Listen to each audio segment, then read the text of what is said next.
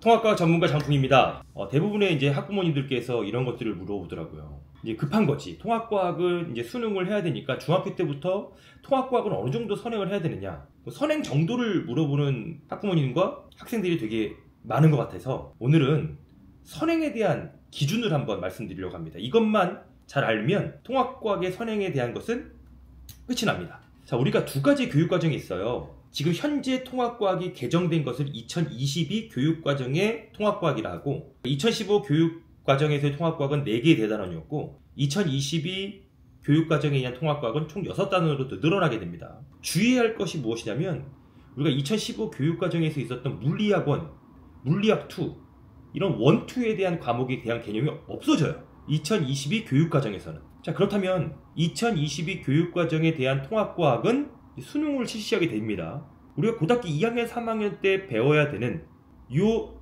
일반 선택과 진로 선택 과목에서 선행에 대한 기준을 한번 정해보려고 해요. 우리가 이제 중학교 1학년, 2학년, 3학년 친구들은 2022 교육과정에 대한 통합과학을 공부해야 됩니다. 근데 기존에 있었던 2015 교육과정에 의한 그 물리학원, 화학원은요 어느 정도 통합과가 약간 유사했어요.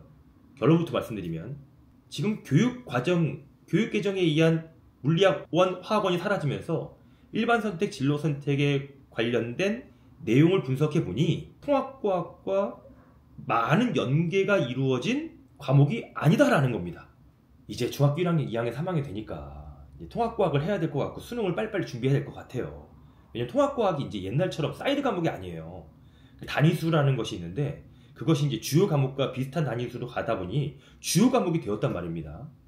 그러니까 통합과학에서 어디에서 킬러 문항이 나올 것이고 그 킬러 문항을 좀 더 잘 대비하기 위해서는 좀 더 선행 정도를 올려야 될 것 같은데 선행 정도를 올려야 되니까 고등학교 2학년, 3학년 때 배워야 되는 이 물화생지를 조금 더 먼저 습득을 하게 되면 통합과학의 이해도가 높아지면서 킬러 문항을 해결할 수 있는 능력이 더 커지지 않을까라는 생각으로 선행하는 경우가 많을 것 같아요.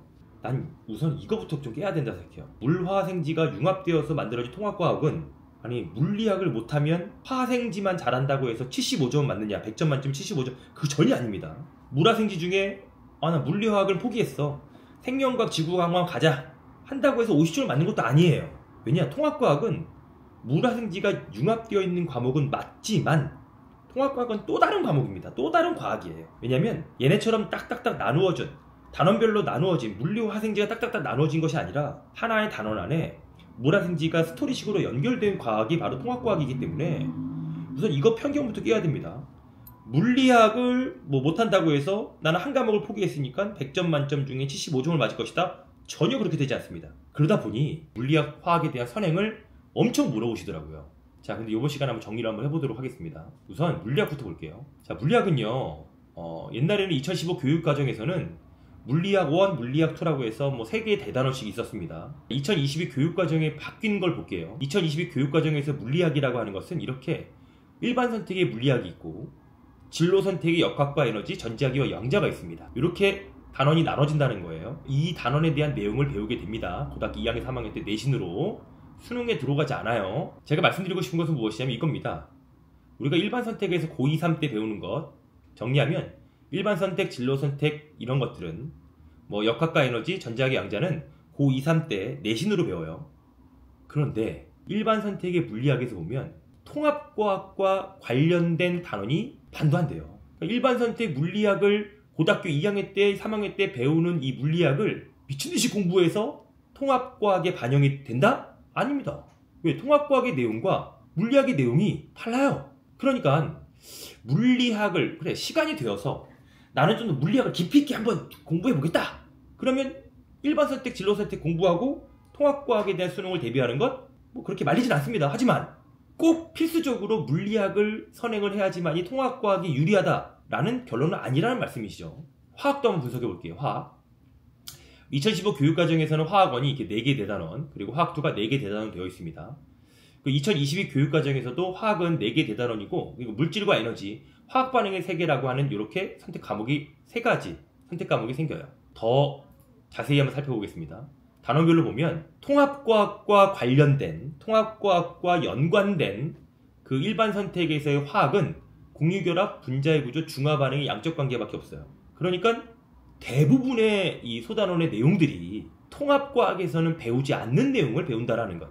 그러니 일반 선택 화학을 굳이 막 열심히 선행을 해도 통합과학과는 크게 연관되는 것이 없다라는 것을 좀 알려드리고 싶었습니다. 그리고 또한 일반 선택과 진로 선택에서 화학 평형, 평형 상수, 평형의 이동 이런 것들이 이제 좀 추가가 되었고 오비탈 많이 들어갔을 거예요. 전자 배치 관련 내용은 아예 삭제되어 버립니다. 그러니까 이러한 내용들이 삭제가 되면서 저는 결론적으로 말씀드리고 싶은 것이 무엇이냐면 2022 교육 과정에서는 고등학교 2학년 때 3학년 때 배우는 물리학과 화학을 꼭 선행하지 않아도 통합과가 연관이 적기 때문에 굳이 할 필요는 없다. 당연히 내신을 위해서는 해야 되겠죠. 고등학교 2학년 3학년 때 내신을 위해서 해야죠. 해야 되는데 제가 말씀드리고 싶은 것은 통합과학을 위해서 수능을 더 잘 보기 위해서 물리학과 화학을 선행할 이유는 없다. 특히 지금 중학교 혹시 학생이나 중학교 학부모님들께서 이 메시지를 보고 계신다면 나는 우선 이거부터 얘기하고 싶어요. 옛날에는 막 이런 어떤 것 자기의 어떤 커리어처럼 막 이런 걸 얘기했습니다. 중학교 학부모님들께서 우리 아이는 물리 원 한 바퀴 돌렸잖아요. 물리 2 한 바퀴 돌렸어요. 화학원 한 바퀴 돌렸다니까요. 화학 2 껌이더라고. 화학 2 한 바퀴 세 바퀴 돌렸어. 이렇게 그걸 자랑스러워 얘기했지만 이건 그때는 당연히 도움이 되죠. 2015 교육과정에서는 내용이 연기가 됐기 때문에. 근데 2022 교육과정에서는 큰 의미가 없다라는 것. 당연히 과학고를 준비한다거나 특목고를 준비한다면 무조건 이건 들어야 됩니다. 그죠? 준비를 해놔야 돼요. 근데 지금 제가 말씀드리고 싶은 것은 통합과학 수능에 대해서는 큰 영향력은 없다라는 것 이렇게 꼭 염두에 두시고 괜히 쓸데없는 걱정 통합과학이 어려울 것이다. 킬러 문항이 어떻게 될 것인가. 우선 모의고사를 좀 봐야 되겠죠. 모의고사가 나오고 예시 문항이 또한 바뀔 때마다 제가 빨리빨리 업로드 해드리도록 하겠습니다. 막연한 불안감을 갖지 마시고 불안감보다는 바로 실천하는 마음으로 그 불안감을 좀 해소시켜주면 좋을 것 같습니다. 다음에 또 통합과학의 등글기처럼 해소해드리도록 하겠습니다. 장풍이었습니다.